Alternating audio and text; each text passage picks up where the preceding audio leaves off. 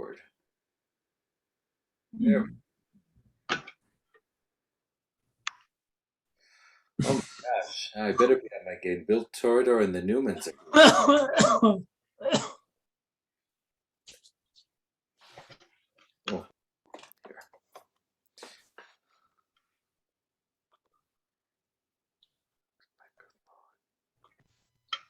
Can you all hear me okay? Yes. Okay, good. Yes. Good. That's always my fear with Zoom. And I'm going to test playing a piece of music, and I just would like to make sure that it works well. So one moment.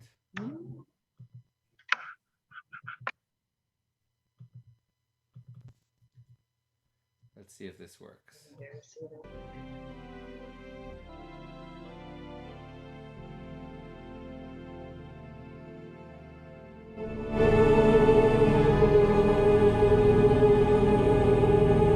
Is that all coming through okay? Yes. Yes. And the volume was not too much? A little much. Joseph. I'm sorry? Yes. How are you? It's good. Serenade. Hi, Joe. Hello. Oh, hi, Sarah Day. Hi, Phyllis. That's all I can see on my screen. Hi, everybody. Hi. Oh, Say hi, hello to Isaac. Sarah Day. I know. Hey, everyone, Neil is also here, but you won't be seeing him. Hi. Hey, Sandra. Hi, Ivan. Hi, everybody. Hey guys. Hi, Louise. How's the new baby doing? Thank God. Good. Very good. Very good. Yeah. Good. Sarah Day, I heard you guys were in town. We came in for my class reunion. So we were just in for a really short time. And then we went to Duluth for a fundraiser for my brother's synagogue. But we'll be back for 10 days in October. So we'll be back. Yeah, this was just a quickie trip. Was it your 25th reunion? Yeah, right. Add 25 and more. Oh, my goodness gracious. 56. Oh, wow. Yeah. It was Congratulations. Really, thank you. Everybody good there? Yes, Kinohara, we're babysitting for the grandson. Sharon's doing dishes. Good. Well, Ben, we'll let you do your thing because people didn't come on to listen to talk. Oh, that's okay, you guys. We're going to kibitz. My tradition is to give the Zoom 3 extra minutes because people are still populating the class. Gotcha. Feel free.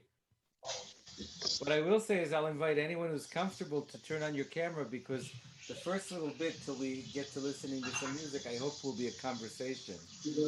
Ben, Cantor, you're not loud enough. Turn your volume up. Okay. Is that better? Oh, yeah. Okay, good. I said I'll invite whoever is comfortable. Hang on, I'll repeat it when Robin logs on. Here she is. I'll invite who's ever comfortable to turn on your cameras because the first little bit, or the first half really, will be hopefully in conversation, and then we'll go through some recordings of music. So let's just give another minute or two because I see people coming on. Cantor, Tisha, this is Mike Lear, and I'm going to switch computers because I can't get my face to show on this one. No problem. So I'm going to log out and log in again. Sure, take your time. I'll gladly wait. I'm going to mute for 1 minute and test a piece of music. Will the recording be available for viewing later? It's being recorded to our Zoom cloud, and I know that means the recording will exist. You'll have to reach out to Liz or Drea to get a copy of it. That's above my pay grade. I wouldn't know where to find it. Okay, I'm going to mute myself just for 1 moment while I test an audio track. Pardon me. Thank you. We should turn the screen. We should turn your screen on. I know, but he Okay, you want to on? wants to go, yeah.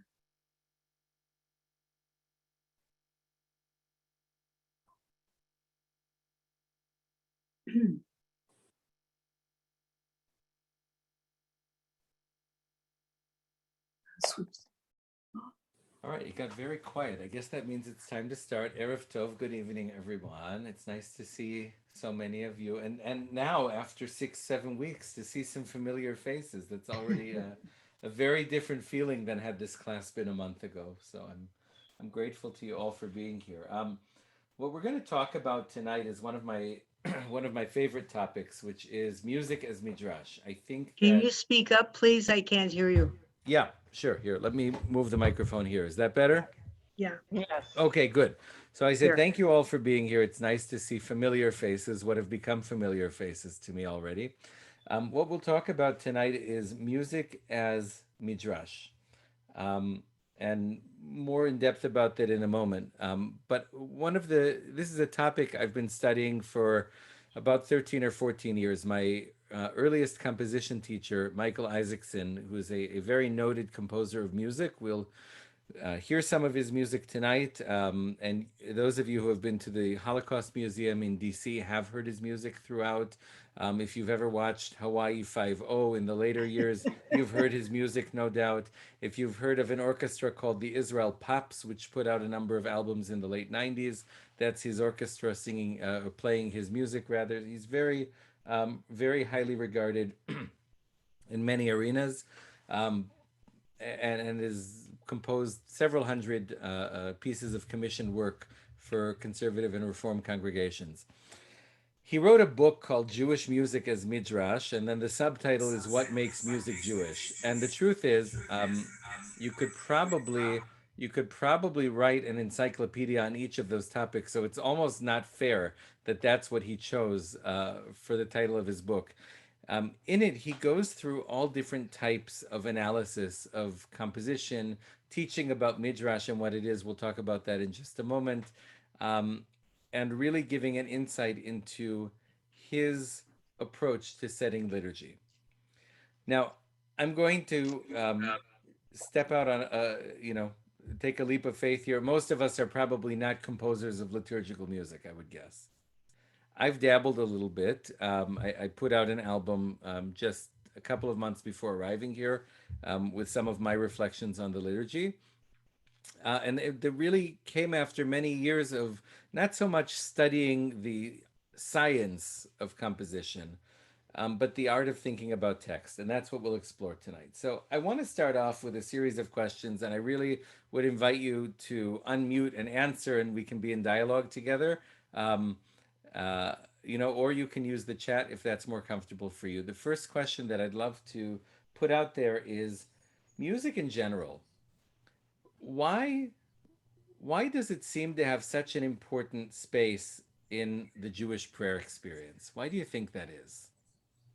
Or does it? Maybe for some it doesn't have as much of a space.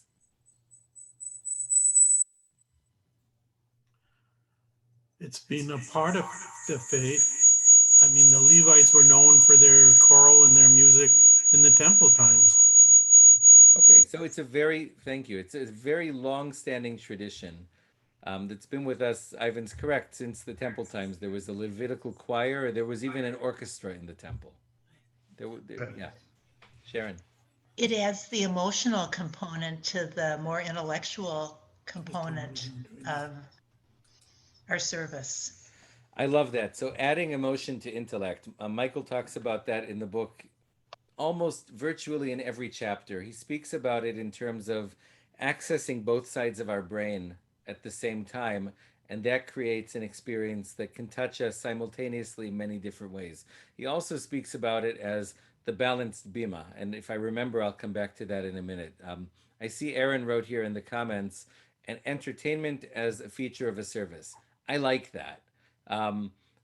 Sometimes I have colleagues, particularly of a certain generation and more in the Orthodox cantorial world, who find the word entertainment troubling when we talk about davening and chazanut, because we are praying to God, we're not entertaining. I look at it a little bit differently. I say, we, the clergy, oh, Rabbi Davis is here. Tell him it's going good, okay? He's coming right in. I think that entertainment, so to speak, is an important element. We're not asking you to sit for a 1 hour mass lahavdil and then you're done and you get to go to brunch. These are long services. They go through many layers of tefillah. They go through many sets. There's an emotional arc to it. Um, and truthfully, the way we do services today in the synagogue, really, for the last couple hundred years, has been almost like a sort of sacred theater. It's a sacred theater. It's not just gathering in a shtibel and mumbling through the words. There's cadence, there are remarks. I guess this is where I'll go back to the balanced bima that I mentioned a moment ago, to Sharon's point about music being important because it allows emotion into the intellectual experience, or vice versa. Perhaps it really is an emotional experience because we can get lost so easily in music, and the words are what ground us into the intellectual, depending on how we look at it. But in a truly balanced bima, Dr. Isaacson posits, you have a rabbi who helps us access, I never remember if it's the right or left side of the brain. In my case, I have a rabbinic partner who sings, so he really wakes us up with both. And you have a cantor on the other side who accesses whichever side, the right or left. I can never remember. I think it's the right side is the musical and the left side is the more intellect, right? So in that way, we've already set up our clergy system, our leadership system, to help us access God and access tradition through a variety of modalities. Marcia's comment here is very nice. Music is important because it supports meditation through chanting. So I will admit that I don't have a lot of personal experience with sacred chant. I know that for Cantor Abrams, that was very core to her practice as a chazan, and I'm very excited to learn about it. But the experience that I have had, which I think is likely parallel, is getting lost in a nigun. I guess that's a form of chant, isn't it?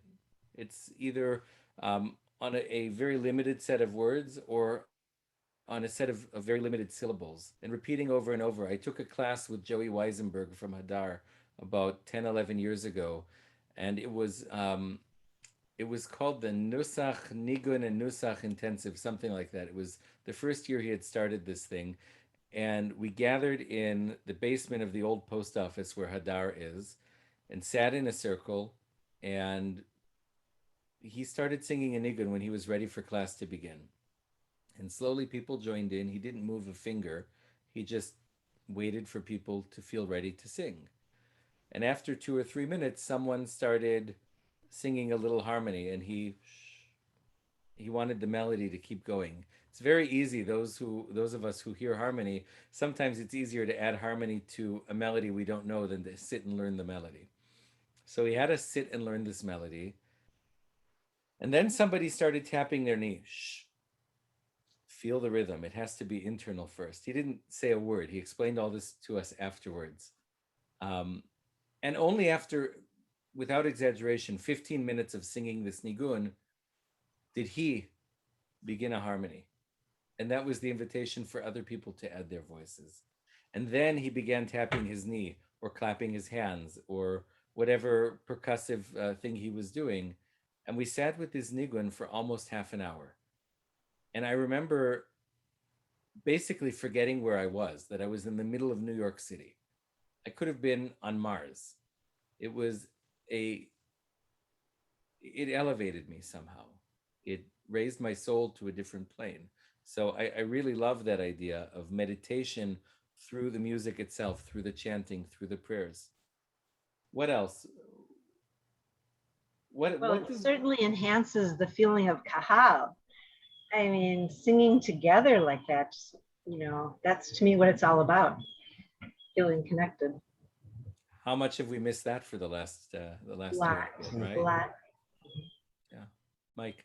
You mentioned a couple of things. You said that, I think you used the word theater for the service. I like to think in terms of the variation in the service, somewhat like the four sons in the Haggadah. We all learn in a different way. So the Torah service has a different trup.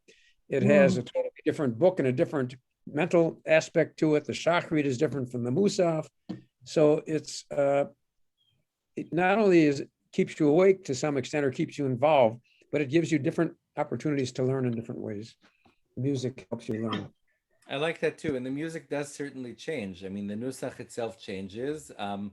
I might choose to do more congregational singing towards the end of the service because, let's be honest, that's when everyone's there. That's when you get that beautiful sound that Louise was talking about, that the fullest sound that we could get in a service. Rabbi Davis, I'm going to pass this to Mike. Mike, who's the Rasha? Who's the Rasha of the davening? It's the person in row G on the cell phone. No, it's when Musaf takes too long because everyone wants lunch. Exactly. You got it in there. All right. So that means we're doing a Hecha Kedusha this week. I'm going to add one more element to this. Not just why is it so important and what does it add, but what can music trigger for us?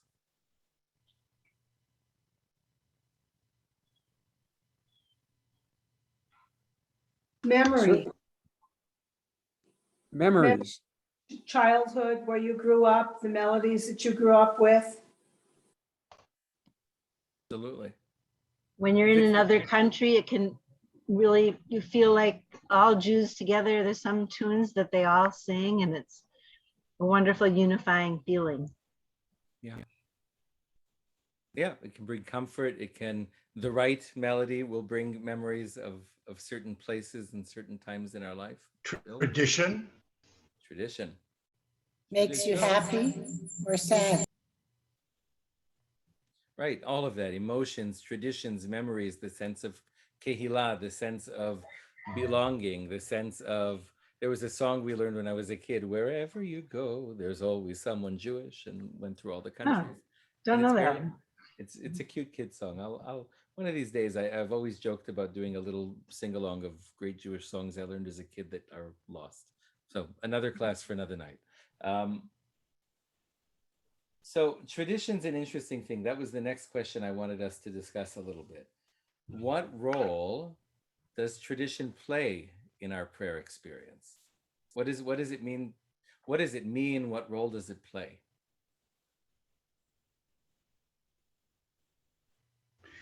I think some of the older music that we've done in the synagogue during the holidays brings back those memories, going back to that idea. And it, I think, helps to bring us closer to those things that are important to us in terms of the service.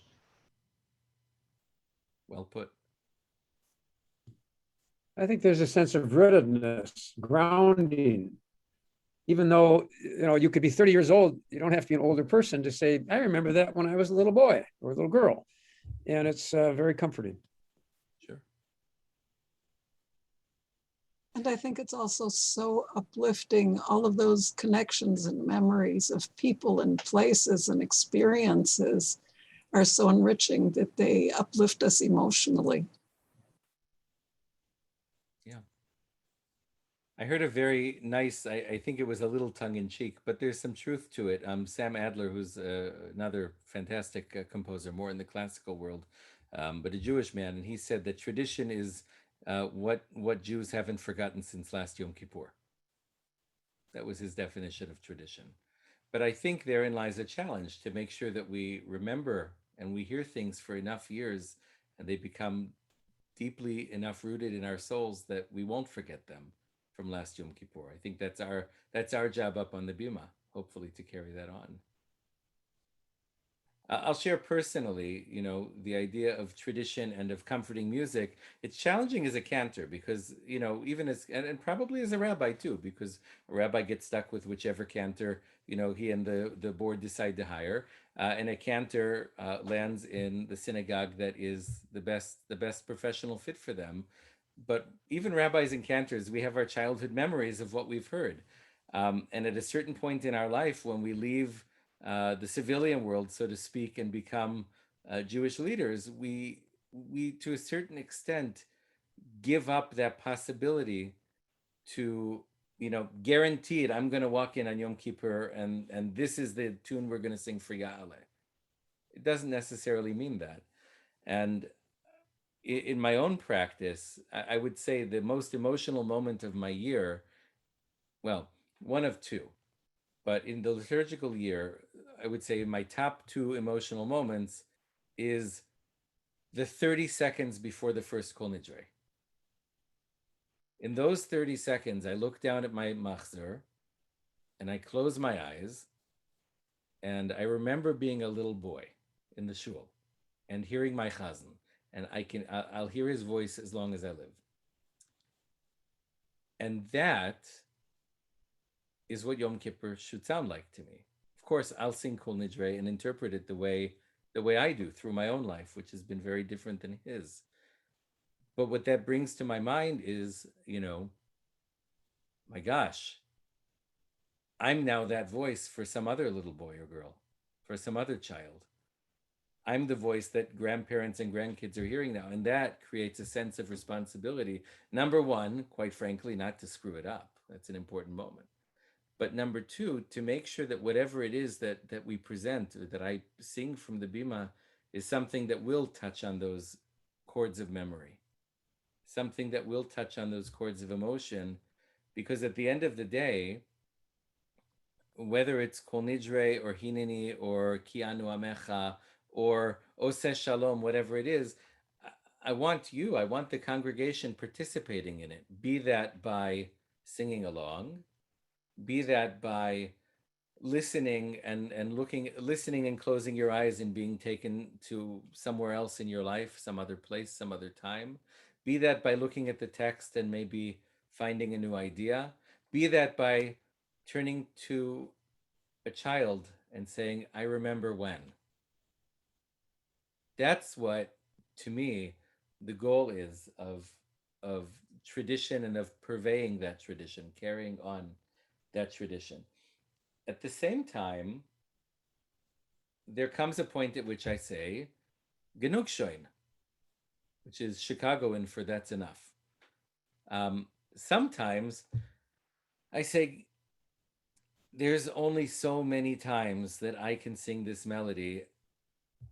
It's just become rote. It doesn't offer me anything. And so I bring in something new. So then comes an interesting challenge. And I want to ask you about this experience of going into shul, because you've all had it at some point. And that's not the tune, that's not the music for this page. So what happens to you then? What's that experience like?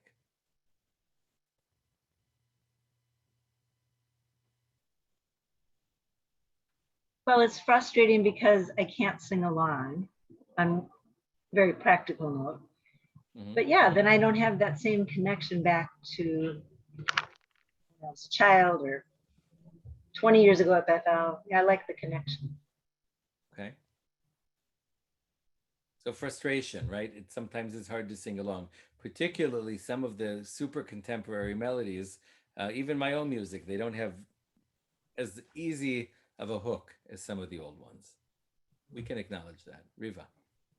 I think part of what helps me is the choir. Before I joined Bethel, when I married my husband, the idea of a choir at a synagogue, that was like Shanda. That's not real Judaism. That's not traditional Judaism. But the choir at Bethel is so extraordinary that it just adds so much beauty that I get, even if it's something that I haven't heard before, I get embraced by it and swept up in it in a way that I wouldn't otherwise. The other thing I wanted to say was at Bethel, I remember from years ago when we would be taught new tunes before the high holidays, so that by the time the high holidays came around, then we were all familiar with them, and that added a lot. Yeah, I will echo about the choir. I have to say that before having ever stepped foot in Minnesota, I had very mixed feelings. I shared this with Bill. I had the privilege of having a professional choir of my own choosing and construction for the last, for the decades since I finished seminary, basically. And that was a lot of fun. I got to pick the best voices I could find. I could challenge them with any music I wanted. It was their job to make sure they could show up Tuesday nights ready to sing if they wanted to be on the Bima Yom Kippur. It was very simple. On the other hand, I grew up in a shul that had an incredible congregational choir tradition. And many of those folks sang in the choir for 30 and 40 and 50 and more years. And there's something incredible about that too. Of course, there's the challenge of you can't always get through as much new music as you want when you're not all professional. And then I heard the Bethel Choir. We actually got to rehearse a few times before COVID made it such that we couldn't do so indoors. And the sound was beautiful when they sang the pieces of music that were so familiar. And then Bill said to me, "Watch this." And he put up a finger and they sang a chord. And he put up a couple more fingers and they sang a different chord. And then I davened and he gave another set of fingers and they sang another chord. And there is a sound that I don't think I'd ever davened with live, because that was not something that my professional choir could do. And there is a definitive Beth El sound. So I know exactly what you mean. And I can't wait for next high holidays when that sound will, God willing, be in the sanctuary throughout the services, because it is incredible. Mike, you wanted to say something. Yeah, I'm going to tap off what Louise said a minute ago a little bit differently.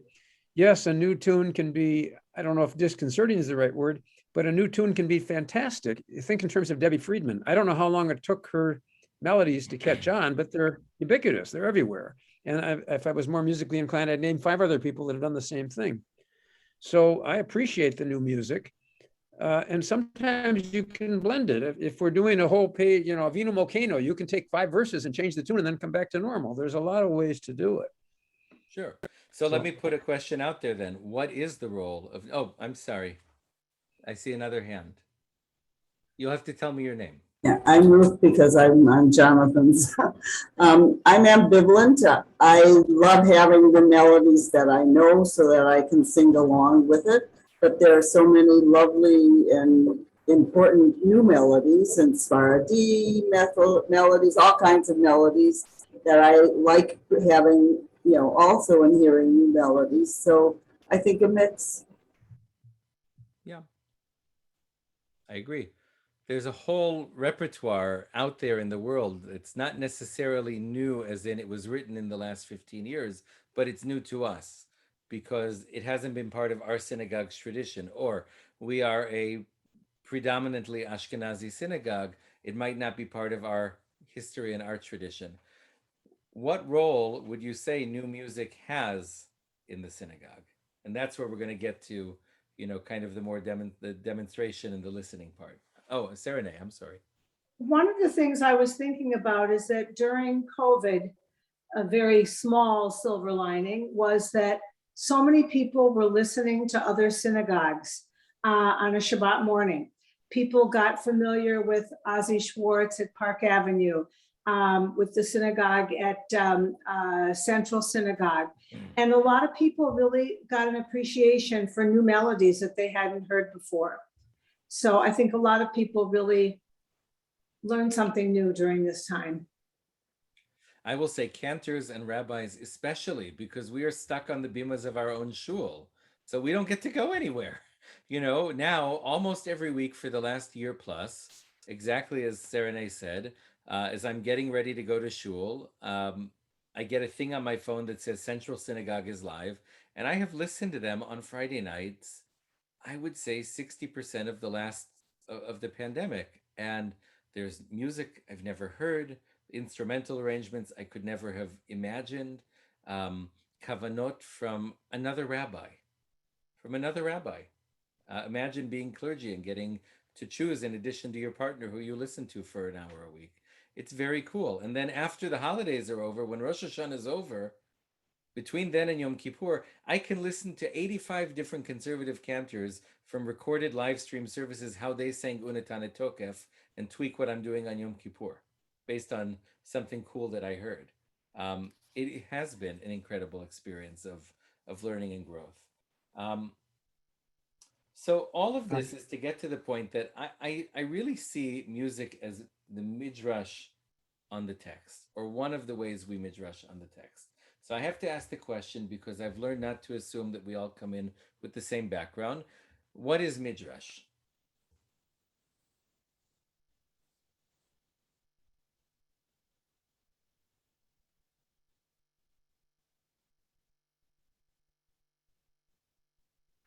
Nobody? Well, they're stories based on Torah. Okay, Not so actually Torah factual, okay. but to teach us ideas and to kind of explore the story a little deeper. Okay, great. So when we talk about Midrash in the most classical sense, the Midrash is a volume, a variety of different texts, rabbinic texts, which expound upon the Torah. And it's typically broken down into two categories. You have Midrash Halacha, which either explains a rule in the Torah that seems kind of out of left field or hard to understand, or the rabbis created a set of Jewish laws and used Torah text as proof, and through that we have Midrash Halacha.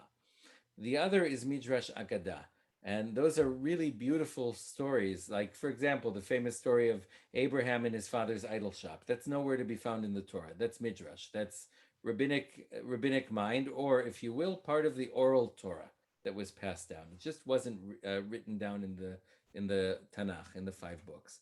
And these help us make sense of some of the gaps in the Torah. Some of the stories in the Torah allow us to look at things from different angles. But really, at the end of the day, its main purpose when we talk about Torah is to help us dig deeper. It's to help us dig deeper. Anyone else want to share their experience with Midrash, their thoughts on Midrash, other ways we can understand it?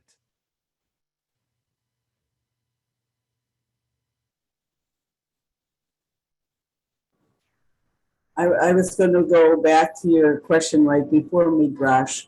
The feeling, and for me, I think the music also often, not that I come that often, I'm not gonna, is the way to reach Kavanah. That, music is an important way, I think, to reach Kavanah.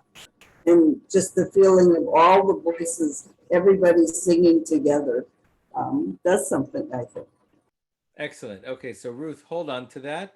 And when we get to the third section of listening, bring back that idea of kavanah, because I want to talk about this sort of struggle, and I'll define it, but this struggle between the two polarities of keva and kavanah, which is also part of the delicate balance of davening and of really doing Jewish ritual. I wanted to add that I think that part of the beauty of Midrash is that it's very accessible to people of different learning styles and different ages. Sure. For me, from my childhood, Midrash Agadah are some of the most memorable stories that I remember learning as I was growing up. I was really shocked and surprised to find out later when I grew up that they weren't in the Torah. What do you mean that story about Abraham and the idols isn't in the Torah? Right. And as a teacher for many years, Midrash Agadah was it supplemented what we did and really sparked the kids' imagination.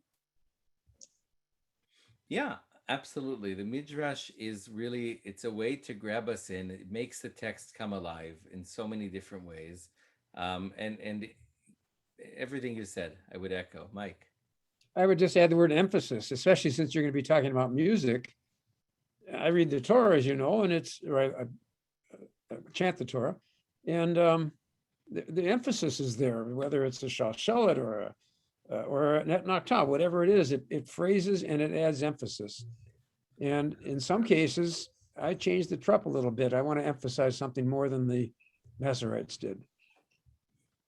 My own personal Midrash. And I would imagine, I've heard this in many congregations. Another great example is particularly when we chant Esther on Purim.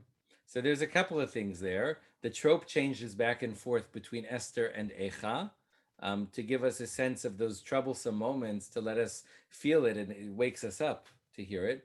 But another thing I've heard readers do many places, and I would expect that some folks here do the same, is to use character voices, to exactly what Mike said, to bring out the ideas in the trope. Sometimes it highlights the text. In fact, one of my favorite examples of that is in Bereshit, in the Joseph story, right? Joseph gets is sort of sold to Mr. Potiphar, And Mr. Potiphar goes out to work for the day, and Mrs. Potiphar looks at this handsome young Israelite and says, "Come here, young man." And there's the word there, vayema'en. Vayema'en, he hesitated. So what's the trope, the million-dollar question on top of that word? What is it, Mike? You were muted. Shoshelet. Shalshelet. Vayema'en. You can hear what's going on in his head. I shouldn't do this. She's very pretty. I shouldn't do this. Right? That's, I mean, there. So that's one level. Let's talk about levels of midrash for a second. The rabbis talk about midrash using the word pardes, which is of course the name of a great institution of study in Jerusalem. It also means, for those who speak Hebrew, shout it out, pardes. Orchard. An orchard. Thank you, Riva. It means an orchard.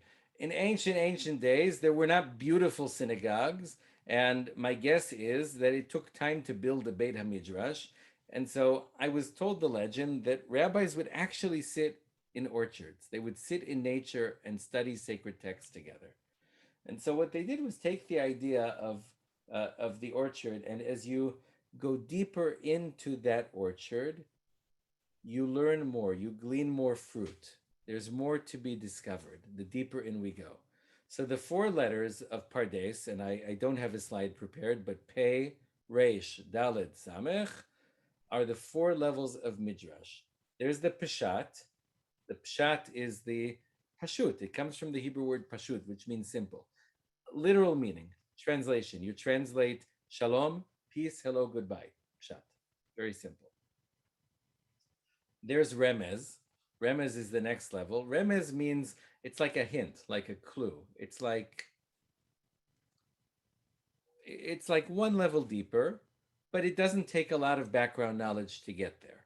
Like something that we can glean just by gently reading between the lines. Then you have and if we look at it in terms of classical texts and how we've expounded on Torah, let's say the pshat of Jewish law would be the Torah. I've heard it described this way, that the Remez might be the Mishnah, the next layer of Jewish law. Then you have Drash, which is a level deeper. You're in conversation, you're digging, you're looking for things that without some knowledge and some experience, you're not going to find. Michael Isaacson, in his book that I referred to earlier, equates the Drash level to, let's say, the Talmud. And then there's the Sod, the deepest secrets hidden within the text that take a lifetime of dedication and study to figure out. And he put that into the category of the Kabbalah. Why the Kabbalah? Because the tradition is that you don't really get there until you're at a certain point in life, when you've mastered the other texts, when you really know what it is you're looking at. 40 years old, you have children, you've studied the other volumes of Jewish literature, Hebrew literature, biblical literature, and now you're ready to go. And so it is with music. You can have a simple, lovely tune like Hava Nagila, Hava Nagila, Hava Nagila Venismecha. What do the words mean? Hava Nagila Venismecha. Let us be glad and celebrate. The tune does exactly that. It puts a smile on our face and somehow makes us dance in a circle automatically. It does exactly what it's supposed to do. You can't not smile for Hava Nagila unless the person to your left is bumping into you because they're going the wrong direction. Other than that, it's very simple. But when we get into composition, and I'll speak about my own sort of process for a moment. I'm not going to play my own music tonight because I want to highlight some things about the High Holy Day experience in particular. But when I write, I think about the text itself. Oh my goodness. Thought I put that on Do Not Disturb, pardon me. Okay, there we go. Sorry about that. When I sit down to write a piece of music, the first thing I do is look at the text. Sometimes it's as simple as, I haven't written in a while, I need a challenge. I'm going to open a Sidur or a Machzor, and whatever page I land on, there I'm going to find something that inspires me. Other times, I'm walking through the supermarket. This has happened not infrequently, and an idea pops in my head, a tune, and I'll pause and I'll record into my phone singing that tune, and then I'll just kind of ruminate with it, let it cook for a while, and I'll walk a couple aisles over, and then all of a sudden a text will pop into my head. Sometimes it's the right text, sometimes it's not the right text, but then I have to make the choice. Am I going to run with this nice melody that I came up with and just find a text that fits it because I'm really in love with the melody? Sure, that's happened a few times. Or is this a nice melody and it kind of works with this text? Now let's deal with the text and the music will follow. And if I can get to that place, I find myself in a very prayerful state sitting here in my office in front of a computer screen. I'm not in a service, I'm not davening, but I'm very deeply focused on the text, on what it means, on how I feel with it, on what I wish to express of it and with it, what I wish of myself to put into the text. So for example, I've written more than this, but I recorded 2 different settings of Sim Shalom. One of which is kind of more like a lullaby and very serene and peaceful. And the other is like a driving kind of a pop ballad.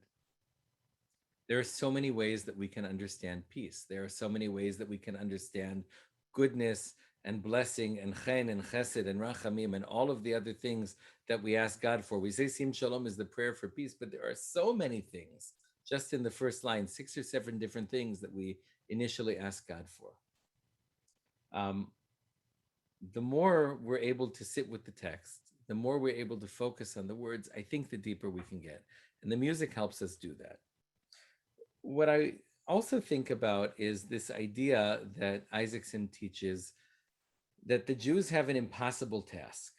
And it's not just with writing music, it's all the time. It's when preparing for the Seder.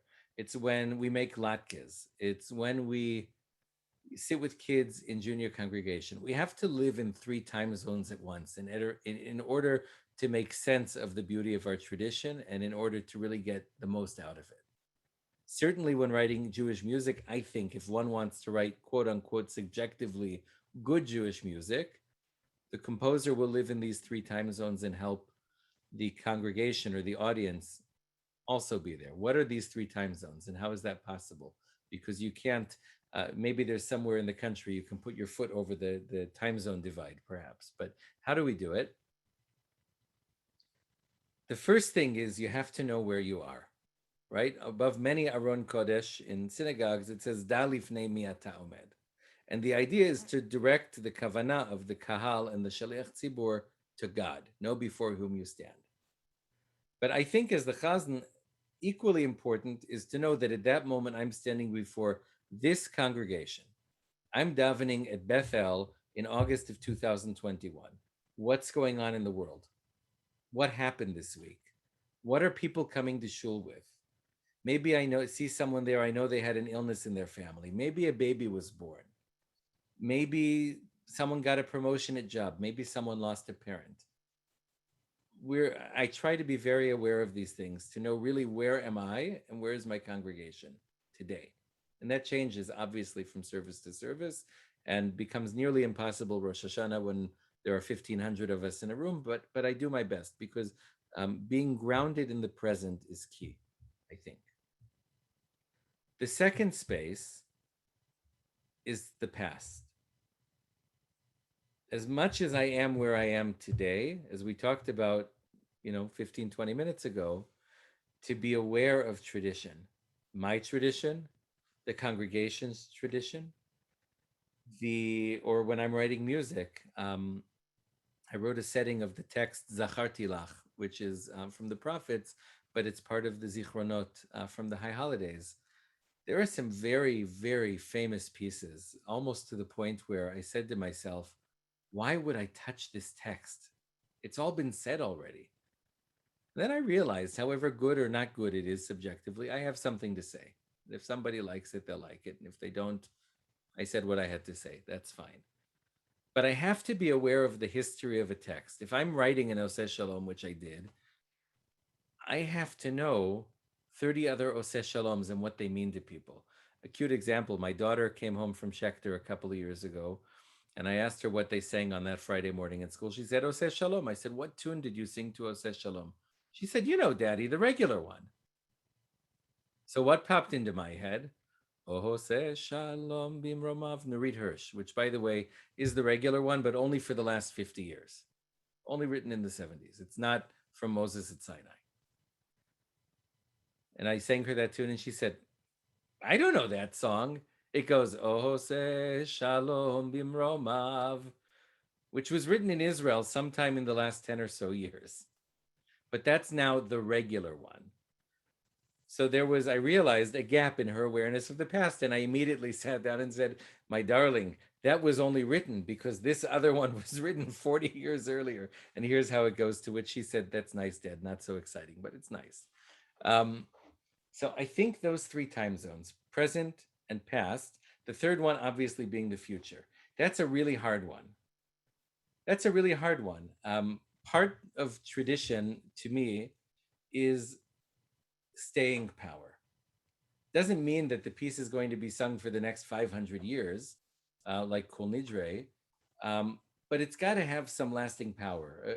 A piece that comes out, it's hot for 1 year and it disappears into the cyberspace of Jewish music that's no longer sung. I don't know that the composer's done their job. They wrote a nice ditty, but I think staying power is important, and I think hope is important. I think good Jewish music has an element of hope, even when it's a sad piece. It has to give us hope. That's core to who we are. That's our national anthem. And hope is future directed, not past directed. We might have hope because of our past, but it's always directed towards the future. Okay. So I have here 5 pieces of music I want to play. I don't know that we'll get to all of them, but the first one I'm expecting some strong reactions to, and I hope that you'll share with me what you feel. And it's a rendition of Kol Nidre. It was composed by Meir Finkelstein about 20 years ago. You know his Ledor Vador, Ledor Vador. He really changed Jewish music starting in the 80s in Los Angeles. He brought this element of Broadway and of cinema to it. He really wanted to be a film composer, not a cantor, but once you get into a shul, you can't escape. That's the way it was for him, the way he describes it. And so he took this theatrical sensibility and put it into the prayer text. One thing you'll notice about anything of his, by the way, is his Hebrew accents are perfect, which means Bill will always be happy with the arrangements. And his Hebrew accents are perfect, but he understands the language so deeply that he really, if he makes a musical point of something, it's worth listening to. Why this Kol Nidre? You will hear many, many familiar motifs, but you will hear them in a very different way. And that's all I'm going to say before I play them for you. Let's see if this still works.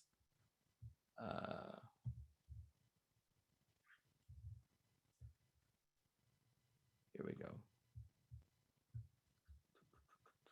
Okay. Ready or not, here we go.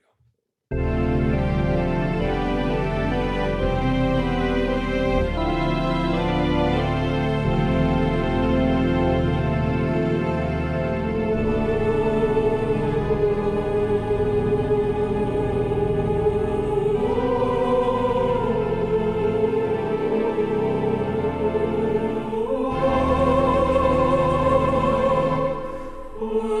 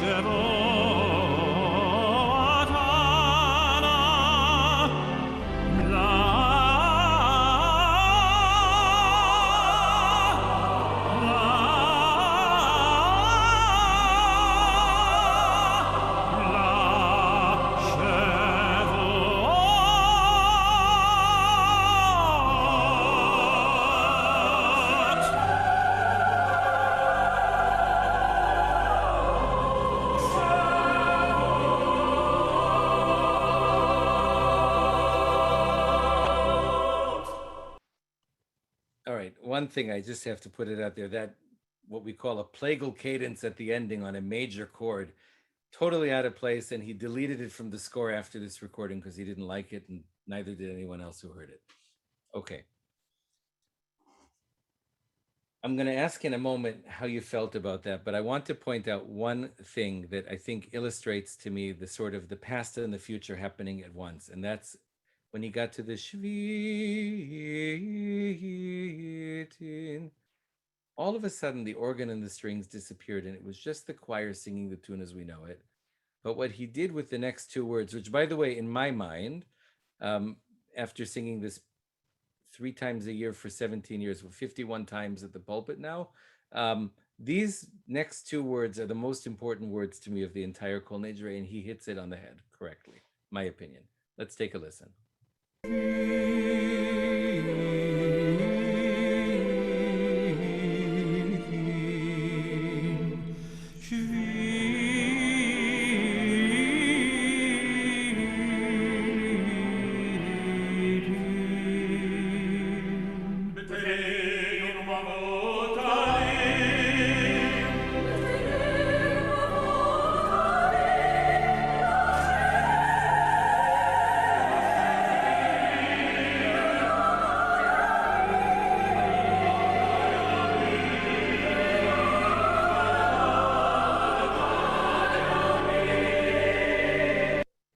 That's it. Lo sheririn velo betelin umevutalin, lo sheririn velo kayamin. When we sing the traditional arrangement, which was done in the, if I remember correctly, the second half of the 19th century by Rusotto, the famous Kol Nidre that sung really the world over, it's shvitin betelin umevutalin la sharirin velo kayamin. Done. It's over, and we move right on. Nidrana. But those are the key words. What are we doing with Kol Nidre? We are annulling our vows for the year. By the way, you may know this, you may not. The rabbis for over 1,000 years have tried to eliminate this silly little ritual from Erev Yom Kippur. The Yemenites do it at the beginning of Elul. Other Sephardim do it at other points throughout Elul or leading up to Yom Kippur. But on Yom Kippur, I mean, in the minutes before Yom Kippur, and we're so careful with the clock, that's why we start on time. You can't do this on Yom Kippur. You have to finish annulling your vows and all the business before Yom Tov begins. So these words mean betelin or mevutalin. The first half of the piece until there talks about all the different types of vows that we might have made from last Yom Kippur to this, or in the classical text that we might make from this Yom Kippur to next. And these are the 4 words that say they are betelin, batul, they are canceled. Mevutal, double canceled. It's the same word twice. Lo sheririn, they are not sharir, like sharir v'kayam, like on a ketubah. Sharir is, how would you translate it? Rabbi, help me out. You're blanking too. We've read it so many times on the ketubah. And it's not coming to me. Existing, Existing. real. Yeah, it doesn't exist and it's not real. Thank you, Effie. Lo sharir velo kayam. Lo kayam. It's like it literally doesn't exist. So Finkelstein took a moment there and he didn't use what we would expect. He made this grand organ response and repeated the words and repeated the words and repeated the words. And I don't think anywhere else he repeated a word more than once. So that to me is one of the reasons this piece works well. Now, I've put my feelings out there and I don't want them to overshadow yours. I'm really curious, how do you react in your kishkis to that recording? I'll volunteer something. Go ahead. Can you see me? Hi, Gilman. You made a comment when you introduced that song that I kept thinking of the whole time, which was the guy really would have preferred to be writing movie scores. Mm-hmm. And I kept thinking of the context. I thought the guy's voice is gorgeous. I thought the orchestration was gorgeous. I thought the choir was gorgeous. And I thought that would make for a great concert. I wouldn't care to listen to it in shul. Years ago, Bethel sent out magnets to every congregant that said, Bethel is my home. When I come to services, I'm coming home. If I want to hear a concert, I will go to YouTube, I will go to Carnegie, or I will go, like Serenay said, I'll surf around and look at what different shuls are doing. But when I come home, I want to hear what I know, because that evokes the kavanah on me that you also alluded to earlier. So I think context has got to be looked at when you talk about Midrash. Sure. This guy is a brilliant musician, and that's great. I'm not sure his congregants are looking for a brilliant arranger and musician. They're looking to touch their soul. They want to come home. I think most people want that when they go to shul. And one last thing I'll say, whenever I go out of town, I go to shuls because I love to see what everybody's up to. Mm-hmm. And every once in a while, a shul will sing a melody that used to be sung at Bethel. And I think, boy, I miss this. I have to go out of town to come back home. You know what I mean? And one last thing, I went to the focus group for the shul with a bunch of Aleph school parents. Mm-hmm. And one of the moms said something I'll never forget. She said, I don't like coming to shul anymore because all of the tunes that I was taught when I went to the B'nai Mitzvah program aren't sung. I can't participate. So that's it. That's my piece.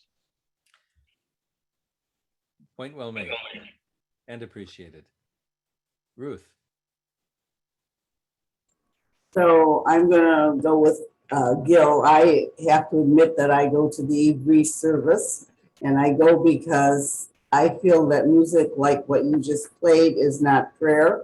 It's and the congregation, if they want to participate, they cannot participate. If you were going to do that like you do Kol Nidre and you sing it more than once, it would take up an enormous amount of the service, and it would be way, way, way too much. And I feel that that kind of music makes it very passive to the congregation. And I think that it has to be music that is not passive, that if the congregation wants to sing along, they should be able to sing along, and they could not with that. I would say I agree to a certain extent. And I think there's a very fine line, and the line is the following. The rabbi doesn't hand out a copy of the sermon and say, please read with me. The rabbi speaks and teaches something. It would be very simple to do the sermon as a responsive, it would be challenging for the rabbi to write it that way perhaps, but it would be simple enough to do responsive readings or to read along, because it is, after all, at least on the holidays, I would imagine, written out. I think that for a great majority of the service, I agree with that. If the congregation wants to sing along, they should be able to sing along. I do think, and no ego involved here at all. I don't think I'm, I wouldn't say I'm the greatest thing in the world. You should sit back and listen because I have a microphone. I think that's completely the wrong approach. But I do think that when, let's say, there's a repetition of an Amidah or a Hineni, or I'm not sure, but there are moments throughout. I think that the reason that a congregation employs a professional chazan, a trained chazan, is particularly because of that title. I think the title chazan, which comes from the word chazon, which means vision. We just had a few weeks ago Shabbat Chazon, Isaiah's vision. Because the chazan is supposed to take the text on the page and bring them in alive in a way that we can see something new in them, even familiar words. And so sometimes I would say, most of the time, participation means, yeah, singing along, it should. But other times, to sit back and look at the text and notice when a big deal is being made of a phrase or a word, or to think about how the music highlights. I think that's important too. And I don't think that's passive. I think sitting back in a chair and listening like at a concert is passive listening. I don't think that means participating. But I think struggling with text is absolutely. We have this idea. Rabbi Davis and I have completed now a couple of weeks of welcoming dozens and dozens of families into the B'nai Mitzvah program. And one of the things we talk about is this idea of struggling with the text, struggling with the material. That's okay. That's a very Jewish thing. And to Gil's point, I would challenge the point a little bit that the job of leading and singing prayer isn't teaching. I'm not sure I agree with that. I really do think it is my job each year when we approach Untitled Chapter to teach the congregation something, not necessarily by means of an introduction. That's why I work with phenomenal rabbis. But, we just came out of a hell of a year since last Rosh Hashanah. There's got to be something different to say. This year, mi yichyeh u'mi yamut. Who shall live and who shall die? Mi ba magefa. Who by plague? Magefa is the word for pandemic, by the way, too. That means something so different. And if we can't teach that through the music, I don't think that I am doing my job. I think if I express it the same way as I expressed it 3 years ago when COVID lived in a laboratory, I wouldn't be doing what I just said I have to do, which is to be grounded in the present as well as the past. So I think it's a very delicate balance because you can't go too much to the present and the future or you lose the past. And the minute you lose the past, you lose authenticity. And I think when a service loses authenticity or any ritual that we do loses authenticity, I think people smell it. And I think a lot of times that's why people are turned off to certain experiences because it's so far from the authentic, so far from the comfortable. I also think it's important, and Yom Kippur is probably not the right time, but throughout the year, I think it's important to challenge what we think we know about a text, whether it be Torah or whether it be the Amidah. Israel goes through a war, God forbid. Matai timloch b'Tzion, when is God going to come back and reign from the center of the Jewish world in Jerusalem, in Zion?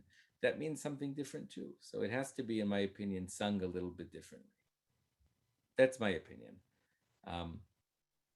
But I hear the other opinions and I understand them because I think until a couple of years ago, or really until I read this book, they were my opinion as well. Now, that's not to say that you're going to walk in on Rosh Hashanah and Yom Kippur and I'm going to challenge you on every page. It's not my goal this year at all, especially this year. But I might on a couple of words, and I hope you'll notice. I want to make sure it's already 8:05. I expected I might go till 8:15, 8:20. I hope that's okay with everybody. I don't want to hit 90 minutes, but this idea of keva and kavana, I want to touch on for a moment. And these are the two polarities that challenge us when we do ritual. Keva being rote. We pray the Amidah, we close our eyes, we know when we're supposed to bow.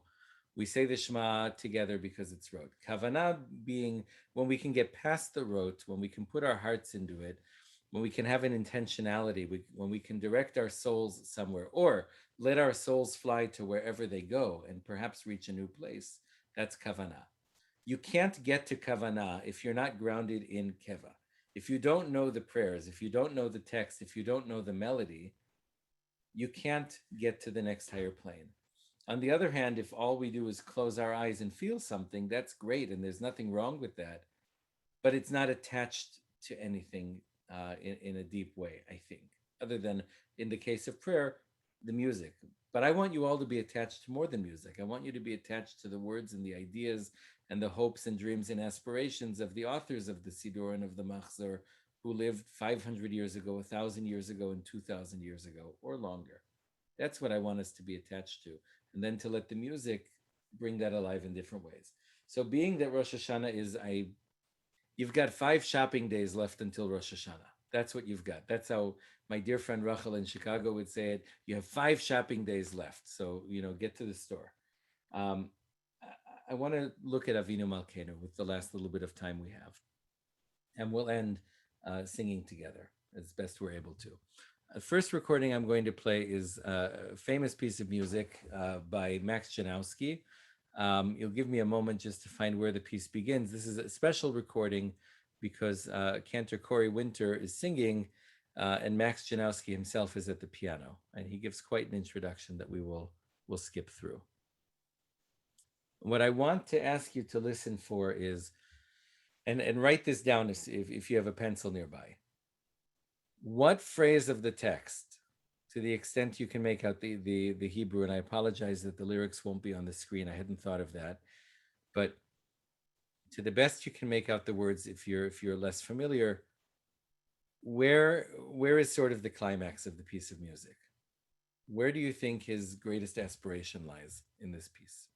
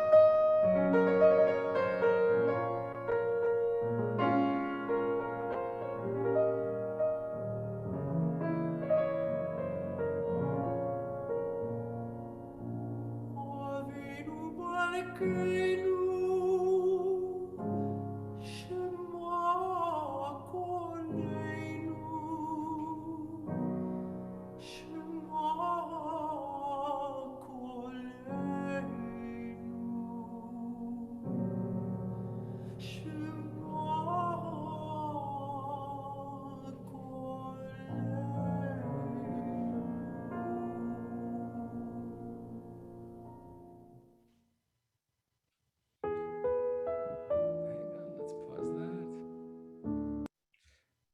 Okay.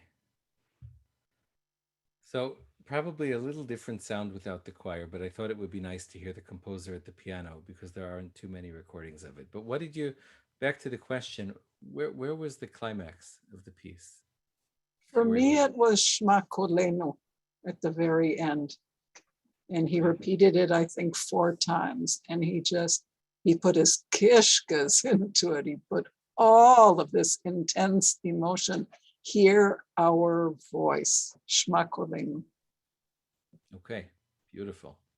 Where else? Did anyone feel something different? Karen. For me, it was Chamal Aleinu. Chamol Aleinu, have mercy on us. Oh, Karen, you're muted. I'm sorry.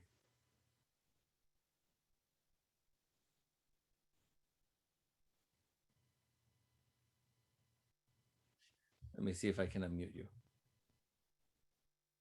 There. I thought take yourself. Oh, that's from Ivan. If you'd mute your speakers. Yeah. There we go. Doing Sorry, I thought Kadesh Aleinu was another phrase that resonated, besides the Kadesh ones that Aleinu. were also mentioned, Shema Kolenu. Yep, Chadesh Aleinu Shana Tova. Renew for us. Renew us in a good year. Make a good year for us. Yeah, he had this beautiful series of sort of peaks and valleys, and Chadesh Aleinu was sort of the big high note. Chadesh Aleinu. And then he brought it back down to Shema Kolenu in this beautiful, humble sort of way. Hear our prayer. That as much as we want the new year, perhaps what he's saying is, more than that, we want you to hear our prayer today. And that to me is the Chadesh Aleinu Shana Tova, that's the future. But Shema Kolenu, that's right now. And that was the phrase that he ended the piece with. Hear us right now. Very good. All right, the next piece that I want to go to is the same, the Avinu Malkeinu, the line that we know, the last line that we'll sing together in a couple of minutes. This was written by Michael Isaacson, who I've referenced a number of times through the program, the author of this book. Again, it's called, if anyone wants a great exercise and a nice read, I'd be happy to go through the book in a group. It's a wonderful book on your own with audio examples, Jewish Music as Midrash. So this is a very different take on it, and that's all I'm going to say. Avinu Malkeinu Chaneinu Va'aneinu Ki ein banu masim Asei imanu tzedaka Asei imanu chesed V'hoshienu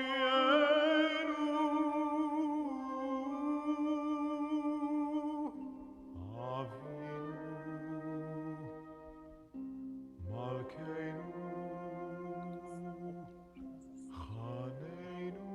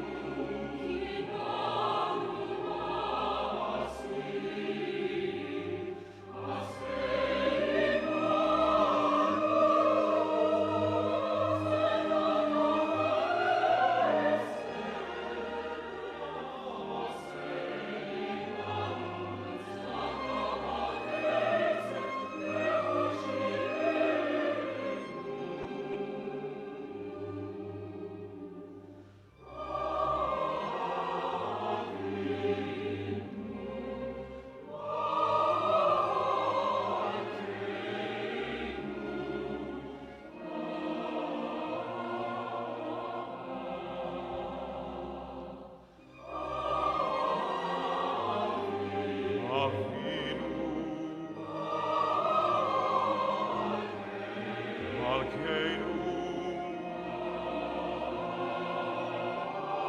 Chaneinu,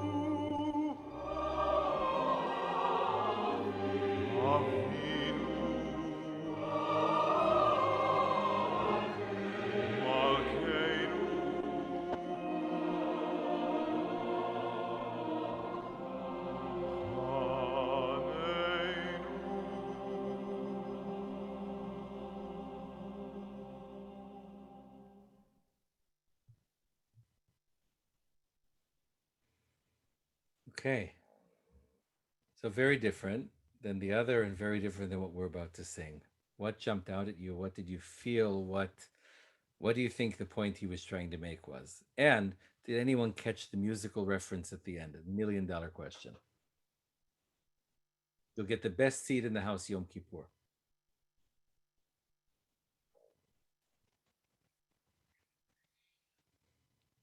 So let's start with what I think would be the easiest question. What did you feel? It kind of put me to sleep. It was pretty repetitive and there weren't enough highs and lows or intense and quiet. Okay. Pretty much like a lullaby. Okay, great. So it put you in this sort of sleepy state. Anything's game. I didn't write the piece, and even if I did, I would want to hear it. I didn't particularly care for it. I thought it was that there wasn't any kavana. I didn't get any emotion from it. It was, Karen says it was boring. Okay.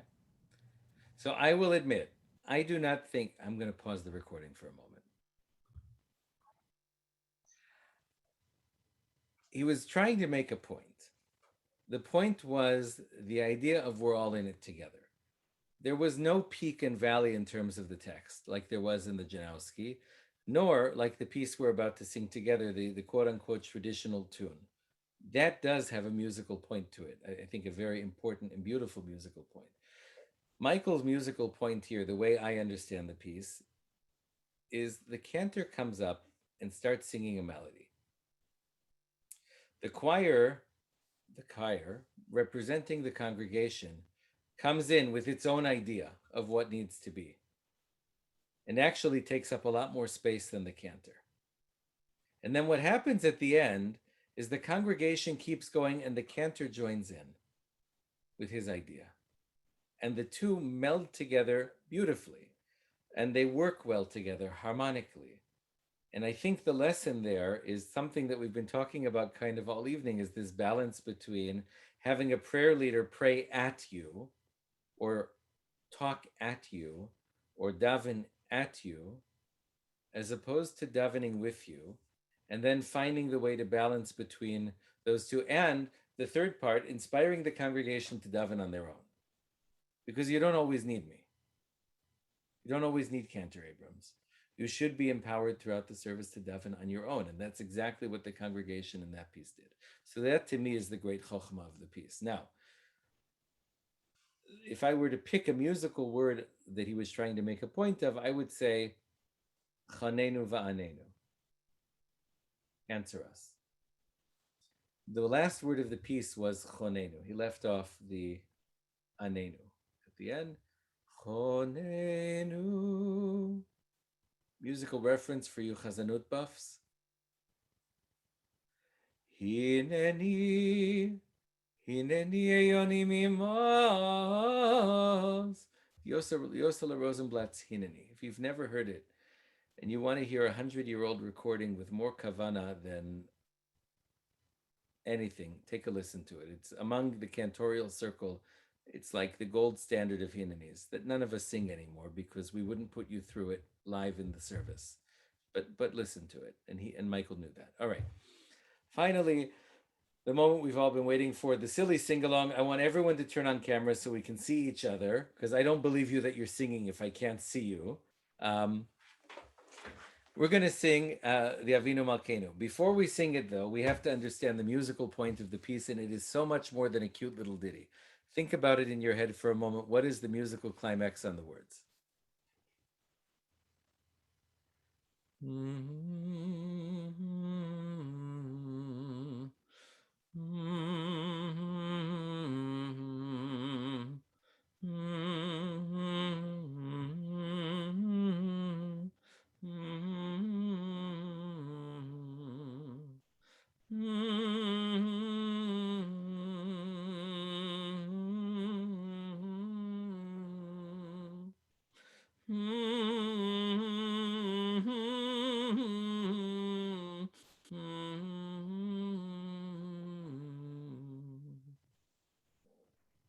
What are the words there on the peak?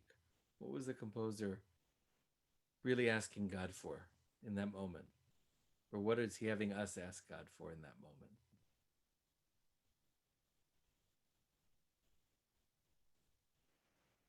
He's asking God. No, anyone want to give it a try? There's no wrong answers. That's the beauty of Midrash. Asay imanu tzedakah v'chesed, asking God for us to grant us righteousness, justice, and kindness. Right. Grant us justice and kindness and mercy, all of those things. And then what does the composer do with the last word, vehoshienu? What does it mean? Save us, rescue us. Save us, rescue us. What happens with the music right there? It comes back down. Vehoshienu. It goes down in tone and it goes down in volume. If you listen when we're in shul, or if you happen to be on the live stream or find any recording, the congregation goes crazy. Aseh imanu, the choir singing in harmony. Tzedakah v'chesed vehoshienu. Somehow it brings us back down because it would be too egotistical to scream at God, by the way, save us. Have mercy with us. Do tzedakah with us. Do chesed with us. Save us is asking for a lot, and there's a lot of me in the us there. The other thing I love is the prayer is in plural, and it's one of the moments of the service where I can't imagine a person not singing along with it. And that to me is the epitome of communal prayer. So here's what we're going to do to end the night. First, I'll wish you a Shana Tova. I'll ask Rabbi Davis if there are any announcements other than the congregational picnic is Tuesday at 5:30 in the parking lot. We hope you will come to that. If you are going to be davening from home, or if you think you might daven from home at all, you can register. The link was in the kesher to take home a machzer. That'll be available this Sunday out front between 10 and noon, and possibly again at the picnic again, I think. Choir concert? Choir concert, thank you. So the choir won't be in the sanctuary this year on the holidays, but they will be with us. And the plan at this moment is that on Sunday, September 12th, right between the holidays at 4 p.m. at Wolf Park at the Veterans Memorial Amphitheater at Wolf Park, there will be a performance with Cantor Abrams, myself, and the choir, and we'll be joined by Rabbi Davis as well. And it's a chance for all of us to gather outdoors in hopefully the safest environment possible, and to really feel that sense of community. All right, you ready to sing? Avinu Malkeinu Echonenu Vaneinu Avinu Malkeinu Chanenu Vaneinu Ki ein banu masim Aseh imanu Tzedakah v'chesed Aseh imanu tzedakah v'chesed ve'hoshienu Aseh imanu tzedakah v'chesed Aseh imanu tzedakah v'chesed ve'hoshienu.